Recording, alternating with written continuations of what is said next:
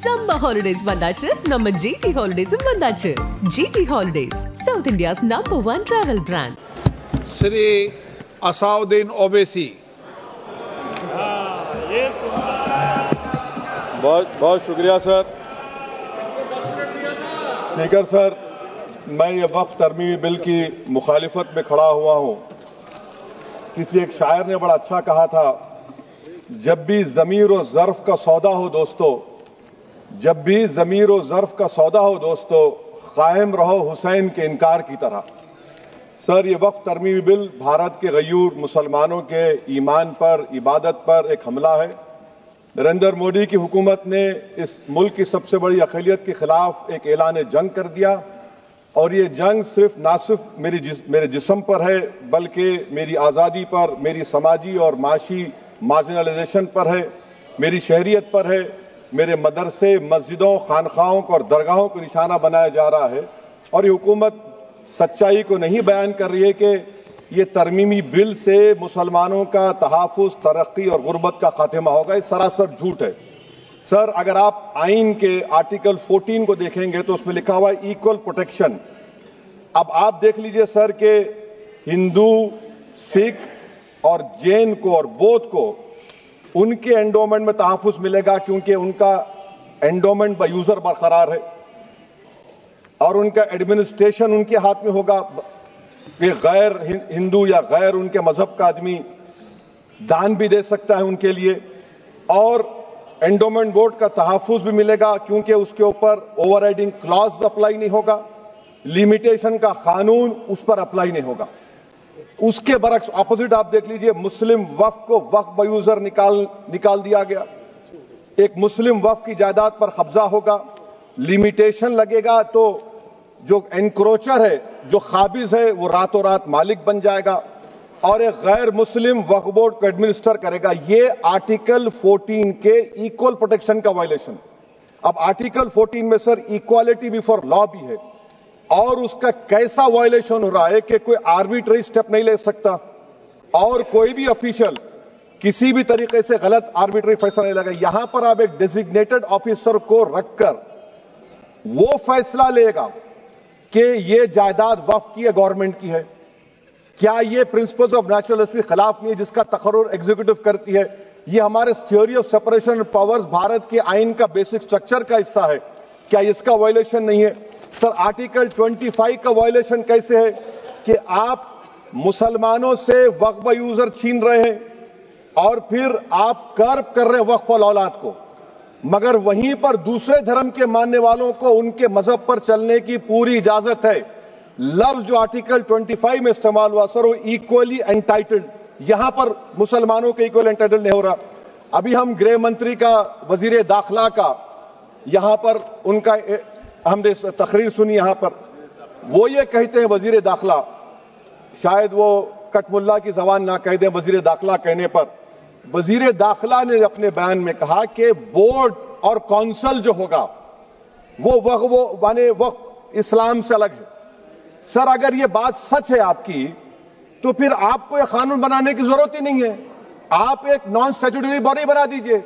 ये जो कानून बन रहा है ना सर, ये आर्टिकल 26 इसका सोर्स है, और आर्टिकल 26 जब इसका सोर्स है तो आर्टिकल 26 का ABCD क्या कहता है कि रिलीजियस डिनोमिनेशन को अपने मजहब के अफेयर्स खुद चलाना, मूवेबल इमूवेबल प्रॉपर्टी को लेना और एडमिनिस्टर करना। जब हिंदू धर्म को, बौद्ध धर्म को, सिखों को यह राइट दिया गया है, तो आप कैसे मुसलमानों से छीन रहे हैं? तो यह आर्टिकल 26 का ग्रेव वायलेशन है। तो सर, अब वक्फ बाय यूजर का मामला देखिए, मिनिस्टर साहब ने कहा कि एंक्रोचमेंट हो रहा है, 17,000 एंक्रोचमेंट हुए हैं। तो यही नरेंद्र मोदी की हुकूमत ने 2014 में उस वक्त के मंत्री ने एक Waqf properties eviction of unauthorised occupants bill को इंट्रोड्यूस किया। आपने विड्रॉ कर लिया 2024 में उसको। क्यों विड्रॉ किया सर आपने? जब आप मान रहे थे कि एंक्रोचमेंट हो रहा है तो आपने बिल को विड्रॉ कर लिया। अच्छा सर, अब वक्फ बाय यूजर को आपने निकाल दिया, माने कंडीशन क्या लगाए कि अगर उसमें डिस्प्यूट होगा और गवर्नमेंट प्रॉपर्टी होगी। सर, डिस्प्यूट तो है। मिसाल के तौर पर मोहिबुल्लाह साहब जिस मस्जिद के इमाम हैं, पार्लियामेंट के सामने मस्जिद है सर, 123 प्रॉपर्टीज में मस्जिद है, डिस्प्यूट चल रहा है। कल कलेक्टर या डिस्ट्रिक्ट ऑफिसर बोलेगा कि भाई साहब ये गवर्नमेंट प्रॉपर्टी है, स्टिकर लगा दिया जाएगा, मस्जिद बंद, गवर्नमेंट प्रॉपर्टी हो गई, होगी ना सर। अब ये बताइए, आप जब से यहां पर पूरे बीजेपी रूलिंग पार्टी हमको ज्ञान दे रहे हैं कुछ नहीं होगा, कुछ नहीं होगा, मैं दलील के साथ बता रहा हूं आपको। ये मस्जिद दिल्ली गवर्नमेंट बोलती हमारी है, वक्फ दिल्ली वक्फ बोलता हमारी है, तो सर वक्फ बाय यूजर, अगर मैं अपनी गवर्नमेंट के खिलाफ वक्फ बोर्ड वक्फ बाय यूजर इस्तेमाल नहीं करेगा तो क्या है सर। अच्छा, ये अमेंडमेंट जब हो जाएगा तो मुझे कहने दीजिए सर, सिर्फ प्राचीन मंदिरों की हिफाजत होगी, मस्जिदों की नहीं होगी। अब सर आप आ जाइए, अगर डिस्प्यूट मेरा एंशिएंट मॉन्यूमेंट से वक्फ का, एक मिसाल दे रहा हूं, दिल्ली में 172 वक्फ प्रॉपर्टीज एएसआई कंट्रोल में है, मैं तो हार ही गया वो, क्योंकि मेरे पास डॉक्यूमेंट नहीं है। आप कह रहे हैं कि डॉक्यूमेंट चढ़ाओ, अगर मेरा गवर्नमेंट से डिस्प्यूट चल रहा है मैं तो क्लेम ही नहीं कर सकता, क्योंकि आप जज बनेंगे, आप ही फैसला करेंगे, और जब तक आप फैसला नहीं करते वो वक्फ की प्रॉपर्टी नहीं होगी, वो प्रोविजन डाल दिया आपने।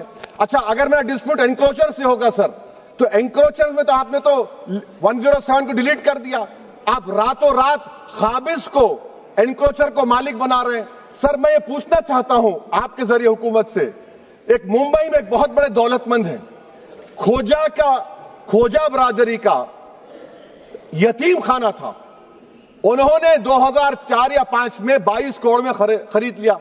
वो केस सुप्रीम कोर्ट में, क्या आप उनको मालिक बनाना चाहती है लिमिटेशन एक्ट अप्लाई करके? हमको बताइए, हम जानना चाह रहे हैं। और सच्चर कमेटी ने सर 2007 में कहा कि दिल्ली के 123 प्रॉपर्टीज की मार्केट वैल्यू 6000 करोड़ की। आज हम 2025 में आ गए, क्यों आप उन प्रॉपर्टीज के खिलाफ पड़े हुए? 1976 में उस वक्त के वजीर आजम इंदिरा गांधी लेटर लिखा, इसको आप दे दीजिए, मगर आप उसको मानने को तैयार नहीं है। तो सर और एक जो झूठ फैलाया जा रहा है, management, empowerment, efficient development. Sir this bill takes any management from the hands of Muslims, disempowers the waqf in comparison to any other stakeholder, takes away the efficiency of administration and hampers development. Waqf disempowerment in the name of efficiency, inefficiency is being created.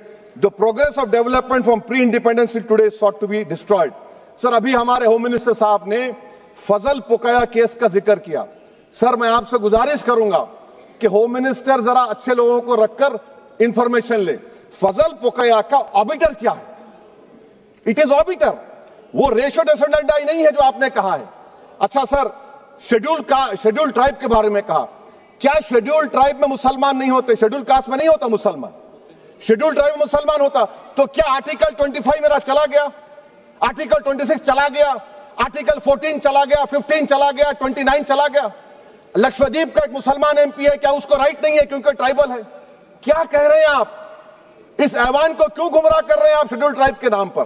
Sir और एक चीज जो आपको बता रहा हूं sir, अब आप जब आर्टिकल 26 से मेरा सोर्स है, तो आप सेंट्रल वक्फ काउंसिल में 22 में से 11 आप नॉन मुस्लिम को बना सकते हैं, रिलीजन न्यूट्रल आपने कह दिया, और आप बनाएंगे, क्यों बनाएंगे आप? स्टेट वक्फ बोर्ड में 7 नॉन मुस्लिम होंगे और 4 मुसलमान, क्यों होंगे? क्योंकि आप लॉ में 95 में डायरेक्ट मैनेजमेंट में ले सकते 5 साल के लिए। आप वक्फ बाय यूजर को आप कलेक्टर डिस्ट्रिक्ट ऑफिसर बोलेगा ये वक्फ की प्रॉपर्टी नहीं है, तो वो वक्फ बोर्ड खामोश बैठ जाएगा, कुछ एक्शन ही नहीं लेगा, क्योंकि वो आपके प्यादे हैं। अच्छा, जब आप नॉमिनेट करेंगे सर मैं मोदी गवर्नमेंट के खिलाफ नो कॉन्फिडेंस ला सकता हूं, मगर वक्फ बोर्ड का चेयरमैन जो नॉमिनेट होगा उसके खिलाफ नो कॉन्फिडेंस नहीं ला सकते, हम बिल्कुल नहीं ला सकते। क्या मजाक है बताइए आप? ये डेमोक्रेसी है। नॉमिनेट भी स्टेट गवर्नमेंट करेगी, वो अगर डिक्टेटर बन जाएगा जैसा आज भारत में हो रहा है तो वो भी नहीं हटेगा। कम से कम यहां पर तो इलेक्शन है, वहां पर तो आप 5 साल झेलते रहो उसको। अच्छा सर, अब ये जो क्लॉज 11 और क्लॉज 9 आप 16AA से देखिए, where the qualification of the members of the board has been limited only to 3 categories contained in 14(1)(c). Intention is very clear that the majority is to be packed with non-Muslims. So who will defend my interests, sir? If I cannot depend on the state waqf board, central waqf council, which are going to comprise non-Muslims, this in itself is a clear violation of Article 26, 14 and 15, sir. अच्छा sir, CO पहले 95 act में था कि word मुस्लिम, आपने गायब कर दिया उसको। अरे आखिर क्यों इतनी नफरत है आपके लफ्ज मुसलमान से? अच्छा फिर क्या कह रहे हैं आप कि ये भी आर्टिकल 26 का वायलेशन है। सब जितने हिंदू धर्म के प्रॉपर्टीज है, सिख धर्म के, बौद्ध के हैं और आपके जैन के, वहां पर उन्हीं के मजहब का ऑफिसर होगा। और कहां पर नहीं होगा? वक्फ बोर्ड में। Waqf board is a pure religious institution, इसको समझने की जरूरत है। तो आप ये कर दे रहे हैं सर। अच्छा सर आप देखिए, अब आप आ जाइए ये ट्राइब्यूनल पर। मुझे समझ में नहीं आया सर कि हमारे होम मिनिस्टर वजीर दाखिला ने क्या कह दिया कि 2013 में 2013 का जो कानून है वो नहीं बनता तो हम नहीं लेके आते। मैं बड़े अदब के साथ उनसे पूछना चाह रहा हूं कि क्या उस वक्त राजनाथ सिंह साहब, अडवाणी साहब, हमारी लेट सुषमा स्वराज, ये बड़े बड़े नेता यहां बैठे थे? आपने यूनानिमस उस कानून को पास करवा दिया। कीर्ति आजाद थे उस वक्त, अब यहां बैठे हैं वो टीएमसी में।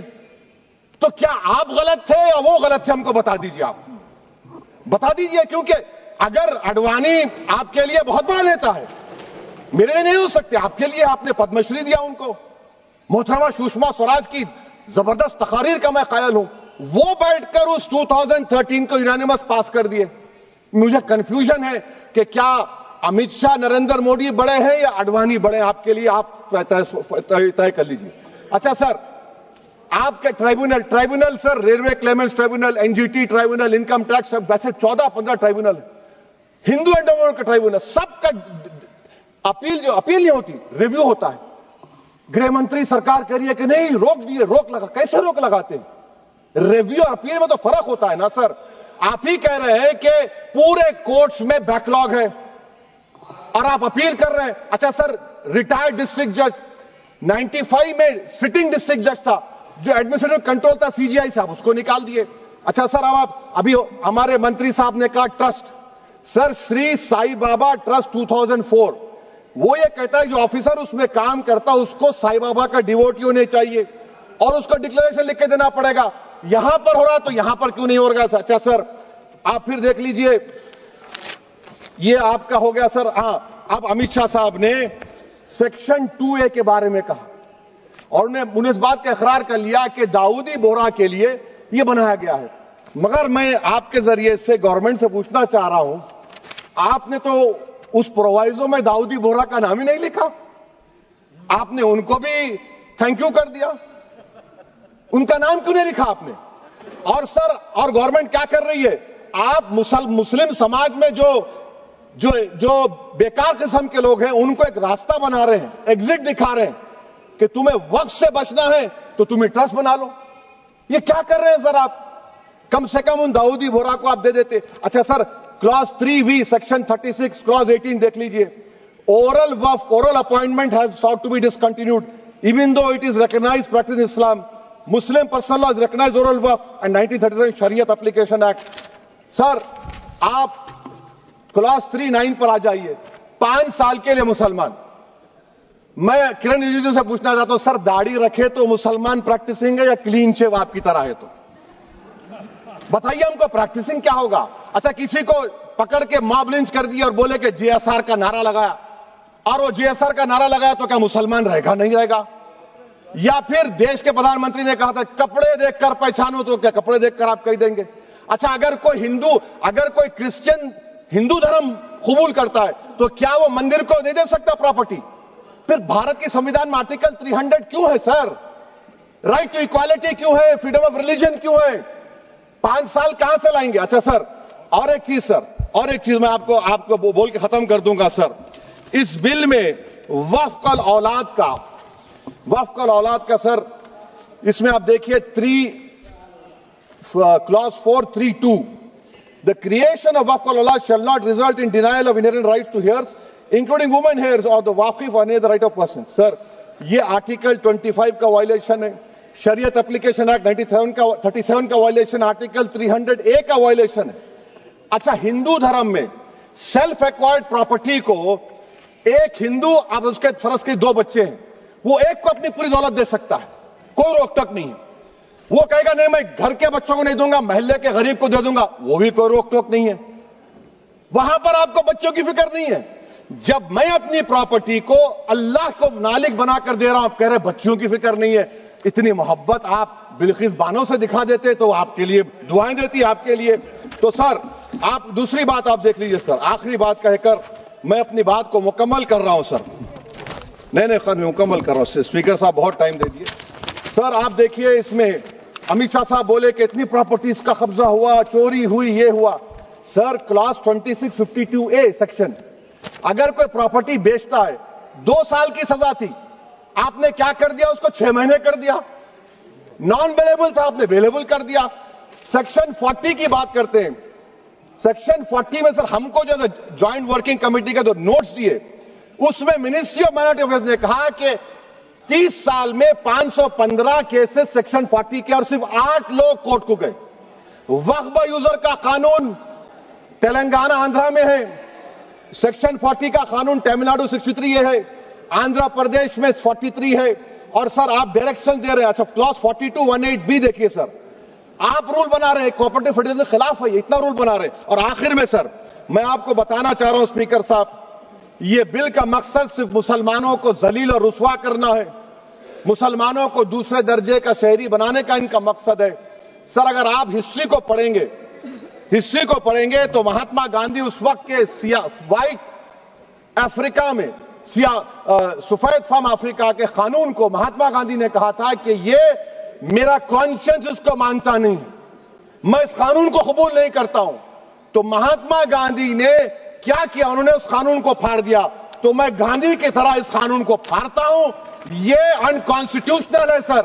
इस देश में झगड़े पैदा करने का काम बीजेपी करना चाहती है मस्जिद और मंदिर के नाम पर, इसीलिए मैं इसका कंडेम करता हूं। और मैं आपसे गुजारिश करता हूं कि मैंने अपने 10 अमेंडमेंट दी हैं, आप इसको कबूल करिए सर, मुझे बोलने का मौका दीजिए और उस पर डिवीजन का मैं डिमांड भी करूंगा। Thank you sir. Summer holidays வந்தாச்சு, நம்ம ஜிடி ஹாலிடேஸும் வந்தாச்சு. GT holidays, South India's number 1 travel brand. மின்னம்பலம்.com தமிழின் முதல் மொபைல் பத்திரிகை.